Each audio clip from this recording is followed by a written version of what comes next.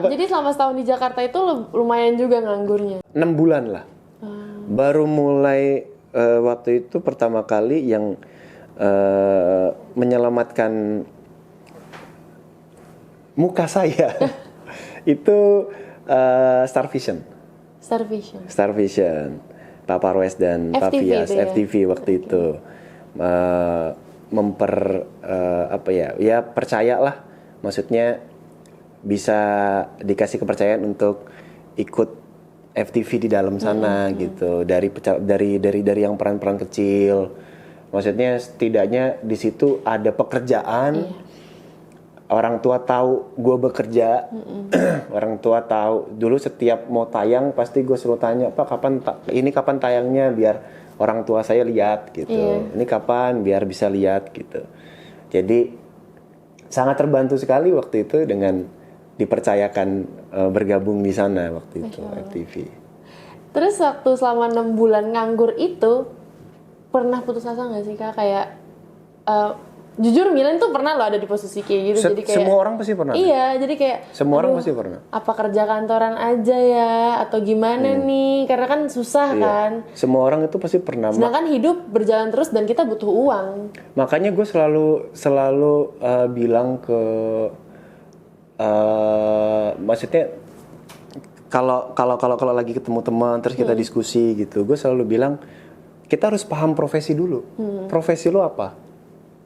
Lo harus paham. Gitu. Kalau profesi lo seorang dokter mau ada title DR di depan itu kan dia sekolah lama loh. Betul. Minimal 7 tahun.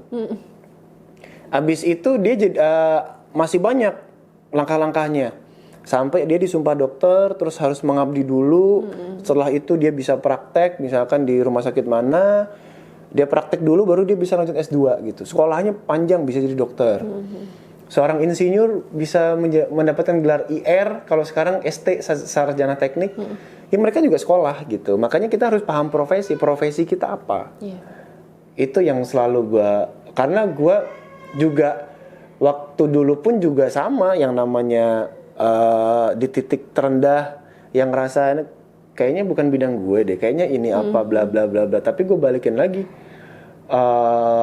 ya gue percaya gue bisa dan gue harus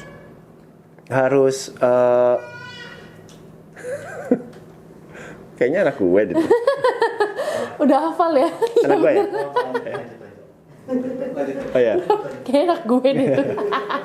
Dan ya di situ gue harus paham profesi gue apa. Gue harus paham profesi gue apa. Profesi gue sebagai seorang aktor ya kita sebagai seorang aktor ya memang harus tahu dan memperdalam yang namanya seni peran. Iya. Tapi selama 6 bulan itu masa tersulit apa yang Kak Arya hadapin? Ngekos itu Kak? Enggak, itu gue dapat tinggal di rumah manajemen yang lama. Oh, jadi ditawarin buat tinggal di rumah manajemen? Iya,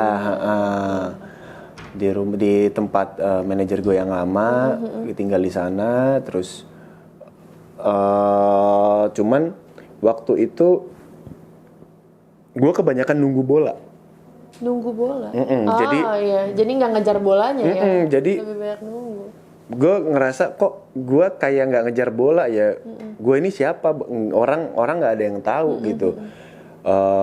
Orang juga nggak ada yang tahu acting gue seperti apa gitu. Kalau gue nggak memperkenalkan gue Arya, gue ingin berakting supaya bisa kalian lihat acting gue seperti apa, ya memang harus seperti itu kan. Iya, betul. Harus casting gitu, di mana-mana semua juga harus casting. Betul. Pasti semua aktor harus seperti apapun juga harus casting semuanya gitu. Biar bisa dilihat, kemampuannya seperti apa. Ada survive yang dimana karya casting dulu Dia pasti sih. untuk Pasti. bisa sampai di sini ya. Peran Pasti. apa tuh Kak awal waktu masuk ke FTV? FTV itu Di Star Vision ya? Iya, di Star Vision. FTV pertama judulnya Parcel Parmin, yang main Reza Rahardian langsung dengan Reza, Masayu Anastasia, ada Kiki, gue lupa namanya, temen gue sini tapi gue lupa, gue inget namanya Kiki. Ada Mayang Naomi di sana, ada sahabat gue Adi Sastro, terus ada Daryl, ada Desta tapi bukan Desta, bukan Menda Desta ya, Iya. bukan Desta Vincent. Jadi gua itu ada Mikdad Adausi. Nah di sana itu Reza Rahardian punya adik namanya Reza Rahardian itu punya adik itu di peran si aktornya Mikdad. Si Masayu Anastasia ini punya adik yang meranin itu aktornya namanya Adi Sastro. Nah gua ini jadi anak buahnya Adi Sastro. Nggak ada namanya. Okay. Namanya waktu itu gendut, kurus, jangkung gitu doang. Terus kakak jadi jangkungnya? Paling tinggi jadi jangkung gua kebetulan. Jadi jangkung. Di situ jadi jangkung. Itu FTV pertama. Tapi waktu itu masih belum ada namanya Kak? Belum ada. Dan itu kita syuting di Monas hari terakhir udah cukup malam waktu itu. Adegan berantem-beranteman. Itu sampai DOP-nya waktu itu, ini gue kasih kamera, lo syuting sendiri deh di kosan lo masing-masing digituin. Saking lamanya berantem, ya kan melibatkan orang banyak kan, bukan cuma berdua gitu. Itu 1, 2, 3, 4 berantem. Itu kadang ada Korea yang salah, ada yang bener. pas bener, tiba-tiba yang sini yang salah gitu. Jadinya beberapa kali ngulang. Kak Arya waktu belajar acting itu berapa lama? Untuk yang nggak belajar acting yang di sekolah ya maksudnya. Belajar acting apanya nih? Yang waktu sama Dalam seni peran ini berapa lama? Sebenarnya sampai sekarang masih sih. Sekarang sih nggak usah ditanya ya. Pada saat itu. Oh pada saat itu ada kali 3 bulanan. Setelah itu baru keterima FTV dan dapat peran. Oh enggak. Jadi pas itu sempat yang bintang tamu itu yang gue dimarah-marahin itu. Setelah itu sempat lama baru FTV lah. Baru FTV. Itu pokoknya di Januari tuh gue udah mulai langsung pembedahan seni peran. Pembedahan. Terus iya belajar teori, praktek. Sampai Maret lah kalau nggak salah. Waktu terus dimarahin itu baru agak FTV kena mental ya Kak? Iya. Kalian tuh sering banget ya. Karena, tapi sebenarnya nggak yang gue kan orangnya bodo amat ya. Orangnya bodo amat. Tapi gue itu selalu ngerasa kalau gue ngelakuin sesuatu khususnya pekerjaan, gue merasa gue salah, gue bodoh, gue kesel sama diri gue sendiri. Tolol deh. Gue tuh selalu kesel sama diri gue sendiri gitu. Ini harusnya gue kenapa yang gue keselin tuh ya gue kenapa tiba-tiba bisa nervous gitu. Harusnya nggak gitu. Aku tuh tahu Karya awalnya tuh dari FTV. Terus abis itu aku tahu Karya pernah main di Habibie kalau nggak salah ya. Bukan Rudy Habibie. Apa tuh? Habibie Ainun yang Ainun. Habibie Ainun ya? Yang Iya yang Ainun. Mauda Yunda ya? Oke. Itu aktingnya luar biasa loh. Yang lain bikin greget kayak waktu Karya ngeremehin si Mauda Yundanya itu loh. Di kelas itu kayak pengen nampol banget. Apalagi untuk cewek kesel banget itu ngeliatnya. Itu syuting di mana Kak? Itu syuting kita di Jogja, Jakarta kalau nggak salah. Jakarta. Gue kebagian di Jogja dan di Jakarta.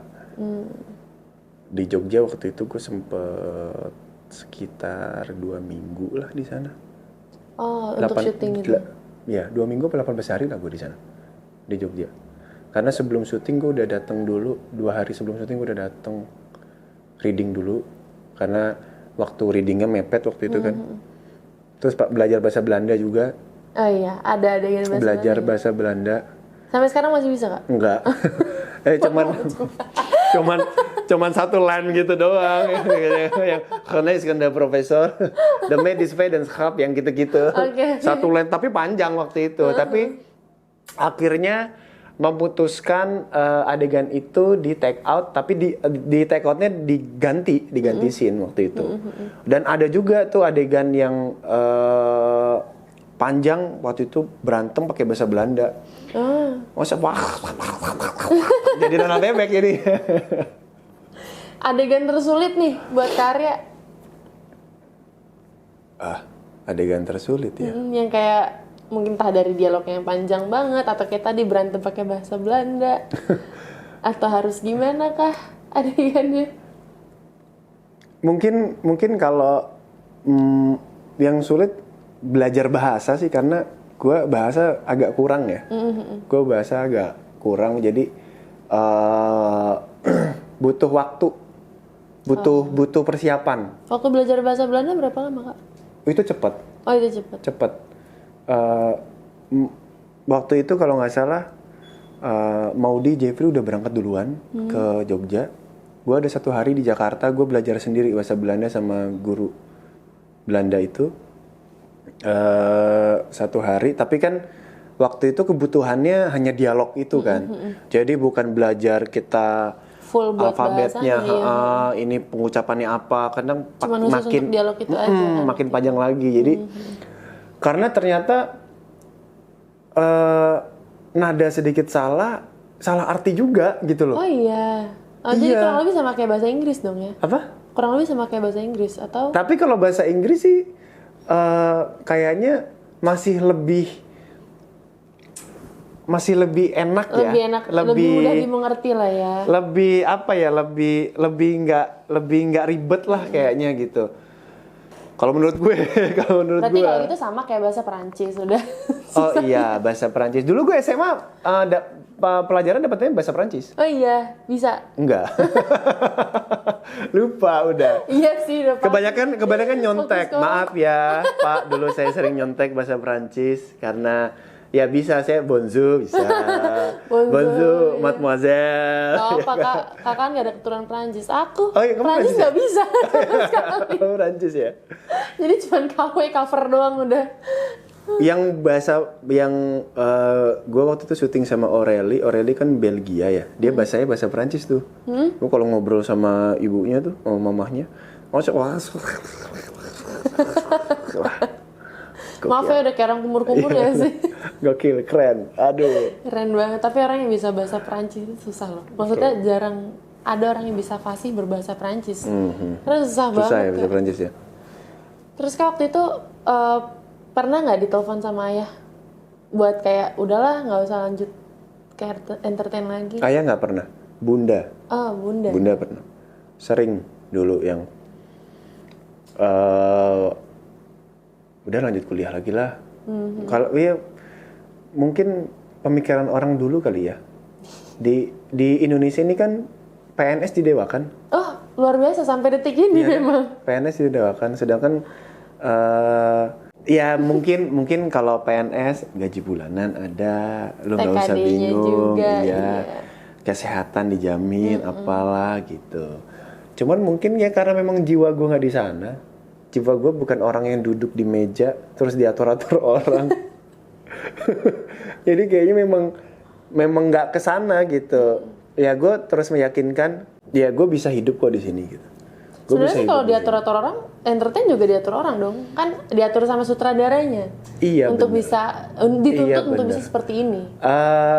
Kalau gue lebih ke ini ya, gue lebih menerapkan ke guanya itu di otak gue itu kita berdiskusi. Oh iya. Menerapkan itu kita berdiskusi. Jadi nggak terlalu gitu. terbebani ya. Kita akan ngambil titik tengah karena ya interpretasi orang itu kan untuk ketika kita baca skenario itu kan pasti berbeda-beda. Iya. Gue baca tokoh Susi dengan Milen yang baca tokoh Susi, ini kan nanti ketika kita bedah background karakternya kan pasti jadi beda ini. Betul. Jadi beda karakternya. Gunanya ada produser, sutradara, penulis itu kan di tengah-tengahnya penulis tuh maunya seperti apa gitu. Terus itu bisa menjadi sebuah pengembangan kalau misalkan kita berdiskusi di dalam sana. Ketika kita diskusi, oh ini bisa seperti ini, oh ini bisa begini. Dan Susi yang gue bawakan dengan Susi yang Milen bawakan itu pasti berbeda. Intonasi penyebutan dialognya juga pasti berbeda. Rohnya pasti berbeda gitu. Makanya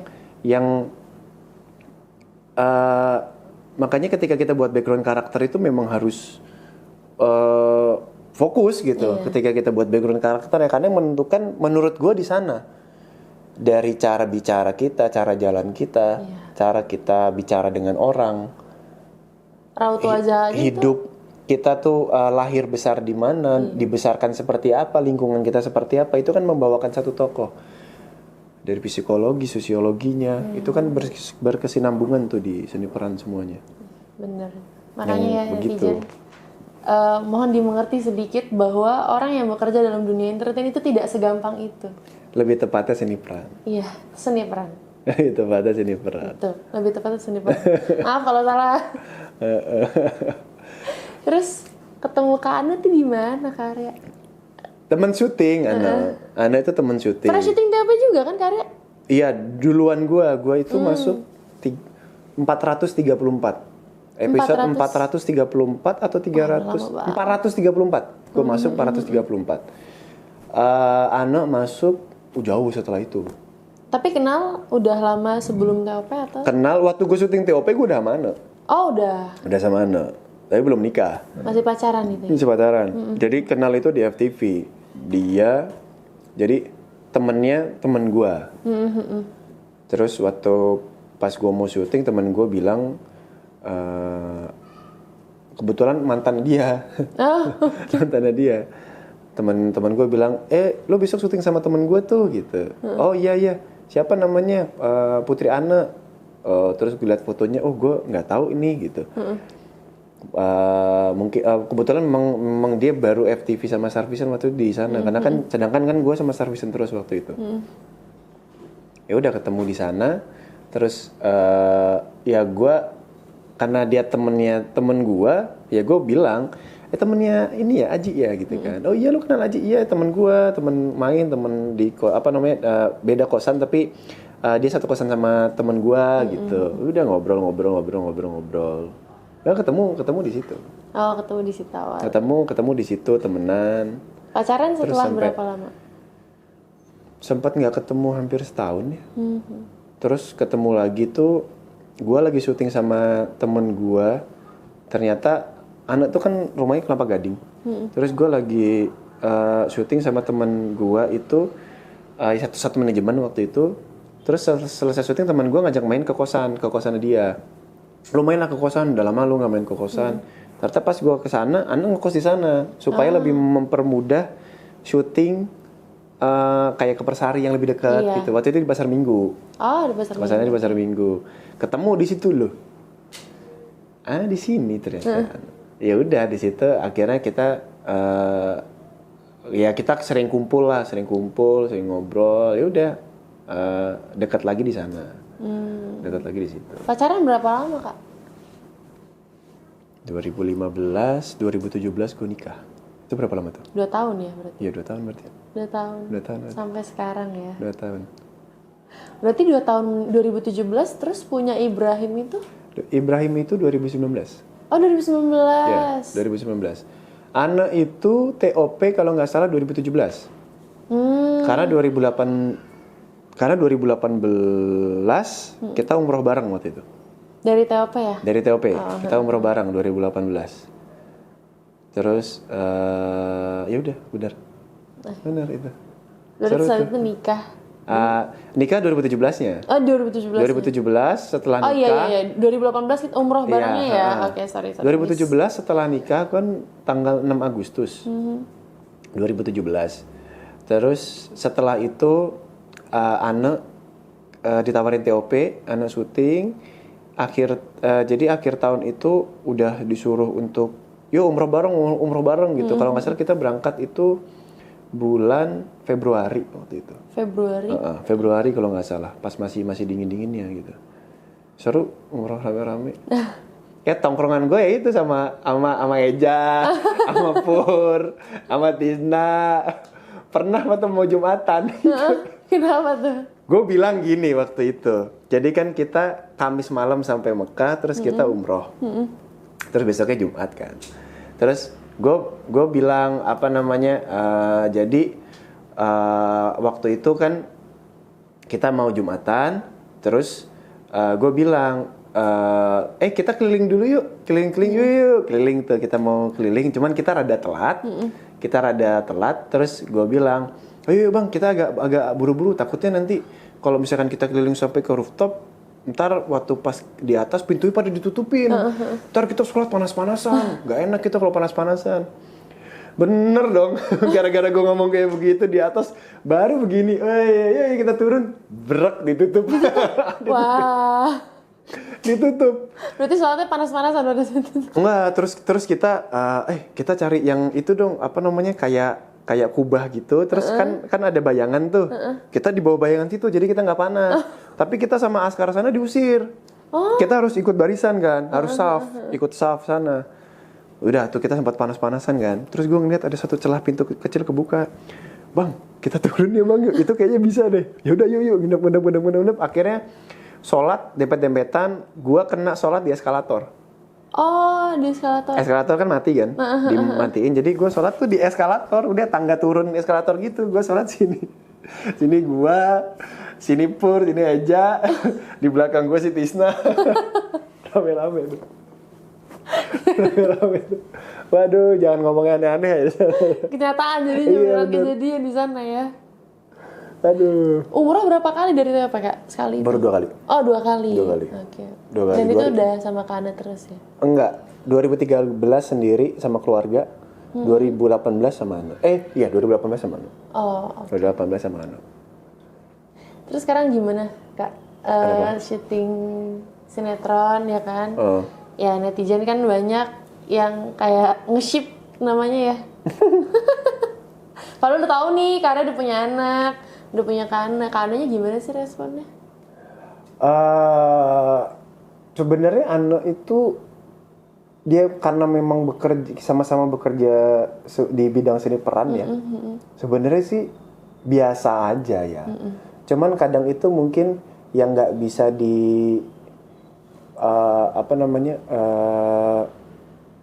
ditahan itu mungkin komentar-komentarnya kali ya. Kadang kan ada komentar yang menghujat atau apa ya, namanya orang kalau lagi baca begitu kan kesel, manusia. Iya, gitu. Manusia wajar kesel gitu. Jadi paling yang sering gue bilang itu, yang sering gue diskusi kalau gue lagi ngobrol, ya nggak usah dibaca lah gitu. Karena kalau dibaca, oke, kita sabar nih 1, besok kita baca lagi, kita sabar 2, tapi lama-lama sabarnya kan numpuk. Lama-lama pasti akan ikut ngerespon gitu. Mendingan janganlah gitu. Ya kalau misalkan ada yang begitu, kalau mau balas, mendingan nggak dibalas gitu. Tapi kalau misalkan mau dibalas, balas dengan doa aja, gue bilang. Balas, doain aja, doain yang baik-baik, semoga selalu sehat, diberikan umur panjang. Doain aja. Ya kan, kita nggak tahu amalan apa yang bisa membawa kita bisa ada pada surganya Allah, itu kan kita nggak ada yang tahu kan. Iya. Tapi benar nggak sih, karena tuh pernah komplain sama Karya karena Karya syuting sama Amanda Manopo yang... Kalau komplain lebih ke ini ya, lebih ke komplain masalah waktu yang syutingnya jauh, terus waktunya itu jarang. Waktunya tuh sedikit untuk keluarga. Apalagi waktu dulu kan kita syutingnya setiap hari nggak ada liburnya. Oh iya. Jadi gua pulang pada tidur, mereka kadang ya mereka udah waktu pas gua berangkat mereka udah bangun, tapi pas mereka bangun, jadi gua subuh bangun, terus gua mencoba untuk mengistirahatkan lagi sebentar. Mereka udah bangun, pas gue bangun gue udah siap-siap untuk berangkat lagi gitu loh. Paling komplain yang, aduh nih lokasinya jauh juga ya gitu kan. Kalau lokasi lu deket mah lu enak, agak entar-entaran berangkat gitu. Kayak misalkan kalau puncak callingan jam 8, minimal gue berangkat jam 7 kan. Iya sih. Yang gitu. Kalau misalkan lokasinya deket gitu, callingan jam 8, ya mungkin setidaknya gue setengah 8 berangkat, gue masih ngejar gitu, masih ngejar ke lokasi. Paling komplain itu sih. Cuman sekarang kan Minggu udah ada libur gitu. Teman kan kadang masih kepake sama mungkin syuting iklan atau syuting apa gitu. Makanya paling diakalin tanggalnya. Oh kemarin nih abis syuting iklan nih, terus besok minggu depannya ada syuting iklan, 2 minggu ke belakang lagi gue minta kosongin, yang gitu-gitu sih. Jadi bisa buat main sama Ibrahim, buat bagi waktu sama keluarga. Bagi waktu sama keluarga. Tapi gitu. Untuk hubungan kalian sama Amanda Manopo tuh gimana? Baik. Kita semua di pasti baik sih, mungkin ya. Kita semua di lokasi itu baik. Kita semua di lokasi itu udah ya kita syuting lama, udah hampir setahun, jadi udah kayak keluarga, sama kayak di TOP lah. TOP udah bertahun-tahun kan udah kayak keluarga sendiri gitu. Yang namanya keluarga itu ada beda pendapat pasti gitu. Tapi kan menyikapinya itu gimana gitu. Ya pasti ada lah yang namanya beda pendapat dengan si A, si B. Mungkin kayak waktu pasti set ada yang namanya diskusi, ada perdebatan gitu. Ya pastilah. Ini kayaknya nggak gini deh. Enggak, tapi ini harusnya gini. Ya wajar. Kita semua baik di lokasi. Alhamdulillah. Kita semua baik semua di lokasi. By the way nih, kita udah ngobrol banyak banget dari tadi. Ini tuh ada produknya Kak Arya loh di sini. Iya, tapi benar ini bisnisnya Kak Arya ya? Iya. Pisang dan minuman. Kokoni. Pisang muala. Ini ada yang menarik dari pisang muala ini. Bisa dijelasin nggak Kak Arya? Iya, ini pisang toppingnya sambal. Biasanya kan pisang toppingnya coklat, Nutella, apalah gitu, green tea, strawberry, berarti jadi pisang nugget lah. Iya, jadi ini awal berangkat itu karena dari kan partner ada Ari Kriting, kita tuh berempat, ada Ari Kriting, ada Rangga, ada Ivan namanya. Jadi Ari Kriting ini dia biasa selalu cemilan dia itu goreng pisang, terus dia buat sambal dicocol dimakan gitu. Iya. Karena kebetulan dia orang Sulawesi kan, Wakatobi, dia dari Bau-Bau. Istrinya Makassar. Terus akhirnya dari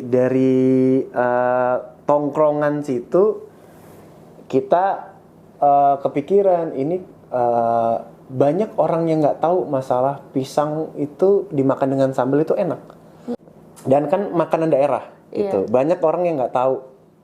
Kecuali orang daerah tersebut pasti tahu gitu. Tapi banyak orang yang nggak tahu. Gimana kalau kita develop dengan baik supaya sekalian kita memperkenalkan makanan Nusantara. Gitu. Untuk anak-anak muda dan anak-anak muda dan anak-anak kecil supaya mereka tahu kalau ini makanan khas Nusantara loh gitu loh. Tapi kita buatnya kekinian. Sambil cemil deh. Iya, cobain ya Kak ya. Itu aja satu. Gue sambil minum juga ya. Iya. Agak seret. Monggo kakak-kakakku, abang-abangku sekalian dicobain ya. Yang haus. Yang haus. Tapi menarik juga loh. Maksudnya anak-anak remaja zaman sekarang ya wajib cobain juga. Ini sambelnya ya. Tapi ini karena sudah sedikit lama agak sedikit udah tidak krenyes. Biasanya tuh gue kalau udah kayak begitu gue suka goreng lagi. Oh, digoreng ulang. Goreng sini di rumah, jadi dia krenyesnya tuh tetap enak. Sambal apa Kak? Sambal terasi. Oh oke. Cobain ya. Ya. Sambal terasi.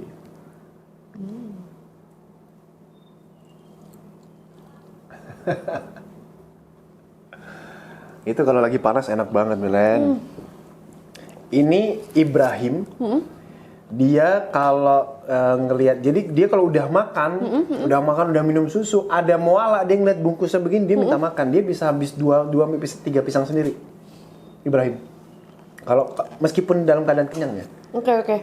Karena dia tuh nggak tahu suka, bukan ya mungkin kebetulan juga usaha bapaknya sendiri, tapi kebetulan dia bisa sesuka itu gitu loh. Dia bisa sesuka itu makannya. Alhamdulillah enak loh. Jujur perpaduannya jadi unik. Maksudnya makan pisang pakai sambal. Antara manis tapi ada pedes-pedes gurihnya gitu. Gue jadi pengen coba. Nah, pisangnya sendiri pun tanpa sambal, kalau yang memang nggak suka sambal, pisangnya pun juga kita bikinnya juga enak. Biasanya orang kalau jualan pisang ya Kak ya, pisangnya agak sepet, ya kan, keras. Tapi ini pisangnya manis. Habis makan dan mau cobain minumannya deh. Rumah ya Kak.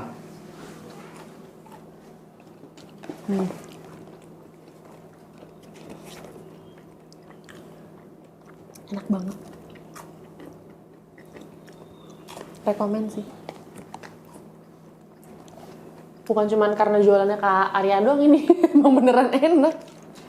Ini yang varian apa nih Kak? Itu Fusion yogurt. ya pisang yogurt. Oke. Ini asam. Ini kalau yang suka asam-asam.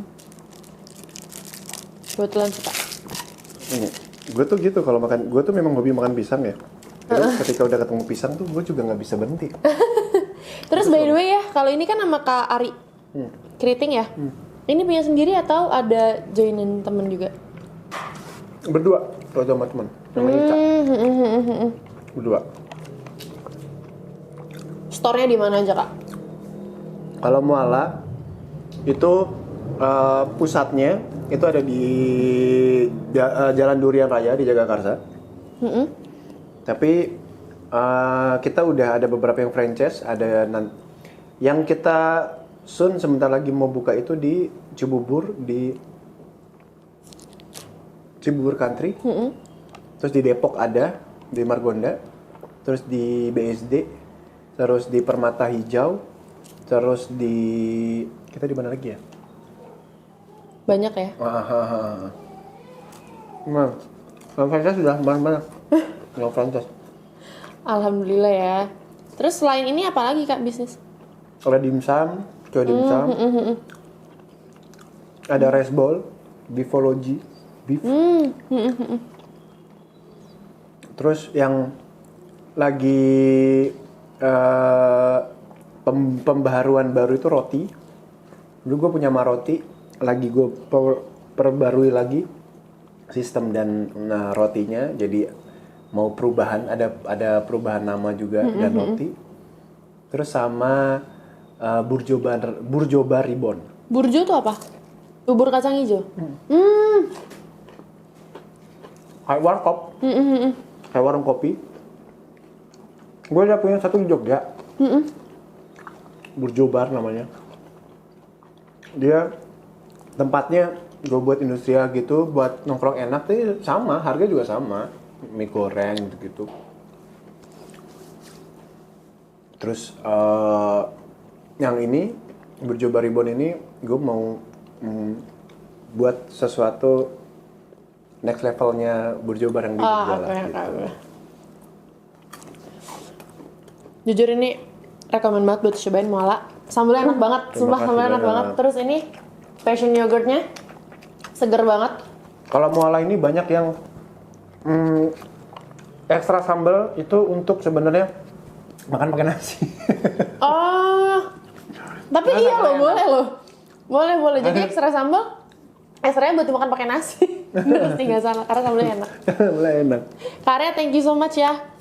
Udah ngobrol banyak sama Milen. Thank you juga Milen udah ngajakin ke sini. Sering-sering ngajakin ke sini kita ngobrol-ngobrol bareng. Sering-sering juga bawain ini. Enak soalnya.